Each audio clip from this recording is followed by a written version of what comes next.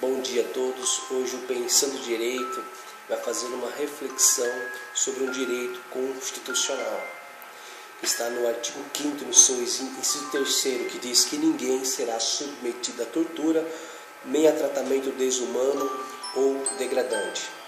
Então, a Constituição de 1988 contemplou nos seus direitos fundamentais a integridade física do indivíduo. Ou seja, esse direito constitucional garantido na Constituição, ele fala que ninguém será submetido à tortura. E quando ele diz ninguém, ele está claramente deixando bem explícito que não existe uma condição ou circunstância que uma pessoa, uma ressalva, que uma pessoa possa ser submetido à tortura, a tratamentos desumanos e degradantes. É uma proteção ao indivíduo. A prática da tortura já foi uma prática legalizada. Nos primórdios da humanidade, na Babilônia, a prática de tortura era um instrumento da lei. O Código de Hammurabi contemplava que se alguém fizesse o mal pelo mesmo mal, ele deveria sofrer. Era a lei de talhão, dente por dente, olho por olho. Quando nós fazemos uma análise na história da prática da tortura, ela serviu para controlar, para impor penas. Mas veja que nós estamos falando de uma sociedade primitiva. Então, tentar justificar em pleno século XXI a prática de tortura seria um retrocesso milenar da sociedade. As convenções internacionais de direitos humanos trouxe uma discussão já na década do século passado, na década de 40, quando o ápice da Segunda Guerra Mundial mostrou os terrores que eram praticados na Alemanha nazista, nos centros de concentrações, onde milhares de judeus eram submetidos diariamente à prática de tortura. Então, o mundo começou a mudar a sua forma de pensar. Ainda existem direitos em alguns países que recusaram certos tratados internacionais, porque esses países têm o seu direito pátrio à prática de tortura. Portanto, eles recusaram aceitar esses tratados. No entanto, o Brasil ele assinou os tratados internacionais de direitos humanos de proteger, de defender os direitos do homem. A Constituição de 1988, contemplando no seu artigo 5º, inciso 3º, a proteção integral e o seu repúdio contra a prática de tortura e qualquer tratamento desumano ou degradante, traz para nós o que o nosso direito pensa, o que o nosso direito prega. O nosso direito ele prega a proteção do indivíduo, seja quem quer que seja ou em situação em que esteja. O Brasil,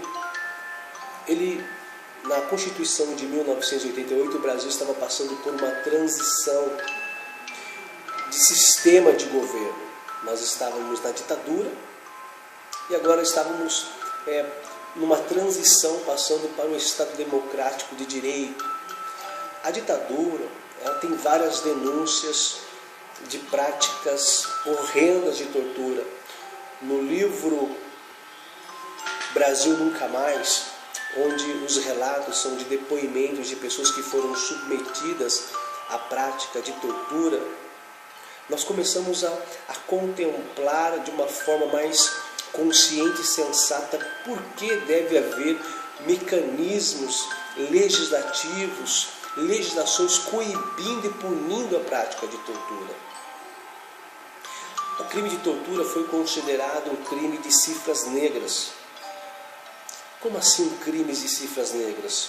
Ou seja, existe muita prática de tortura no Brasil, seja no âmbito de delegacia, nos âmbitos de hospitais, de internação para pessoas com problemas de saúde mentais, seja no ambiente doméstico, pois a tortura não é uma prática unicamente de policiais, mas está no ambiente da sociedade a prática de tortura.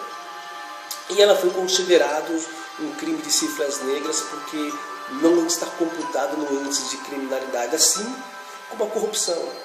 Existem poucas sentenças, ou seja, poucas pessoas sendo condenadas por corrupção. No entanto, nós sabemos que a corrupção ela está alastrada em todos os segmentos da sociedade. O crime de tortura, ele foi no Brasil,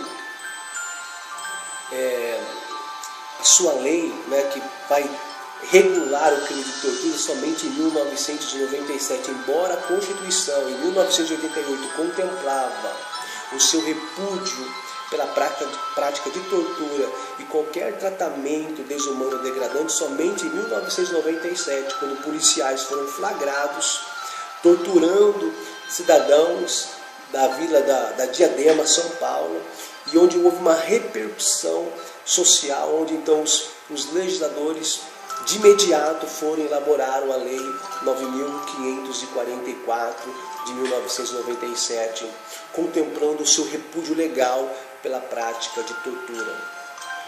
O crime de tortura ele pode ser praticado por qualquer cidadão. No entanto, existem alguns elementos que vão caracterizar o crime de tortura. A Lei 9.544 ela vai dizer que submeter uma pessoa a intenso sofrimento físico e psicológico, ou seja, então não basta somente um sofrimento físico, mas também um sofrimento psicológico, ou seja, você aterrorizar psicologicamente uma pessoa com o objetivo que ela declare, que ela confesse ou informe alguma coisa, está caracterizado o crime de tortura. Geralmente, esse tipo penal que eu acabei de dizer, ele é praticado por agentes policiais, por autoridades policiais, quando aborda um suspeito, os aterroriza psicologicamente para que eles concedam uma informação, uma declaração ou mesmo confessam um crime. No entanto, também pode ser praticado por pessoas, por sequestradores, quando sequestram as suas vítimas e submetem a tortura para que elas confessem ou declarem a senha de um banco ou etc. Uma informação desse tipo. Então pode ser praticado por qualquer tipo de pessoa. No entanto, ela exige um elemento subjetivo do torturador, ou seja, o que o torturador deseja com aquela tortura, uma confissão, uma declaração ou uma informação. Logicamente que o crime de tortura não restringe ao artigo 1º e aos seus incisos e alíneas. Ele tem mais características, outras características que em outra oportunidade nós estaremos falando, mas hoje, para nós refletirmos, é que é um crime abominável, repudiante, e mais repudiante ainda é a justificativa por essa prática abominável.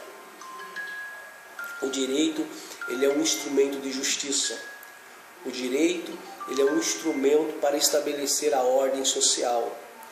E a criminalidade hoje, ela não está restrita a certos grupos de pessoas que cometem um tipo de crime conhecido como roubo e assalto, mas outros diversos crimes que têm sido praticados continuamente, que cria uma desordem muito maior na sociedade do que esses crimes contra o patrimônio. Que a nossa justiça esteja alerta para apurar esses tipos de crimes, que não se acovardem para apurar este tipo de crime horrendo, abominável e hediondo. Hoje o Pensando Direito traz essa reflexão e que nós possamos nos encontrar e entendermos, evoluirmos como pessoa que A violência é a arma dos covardes.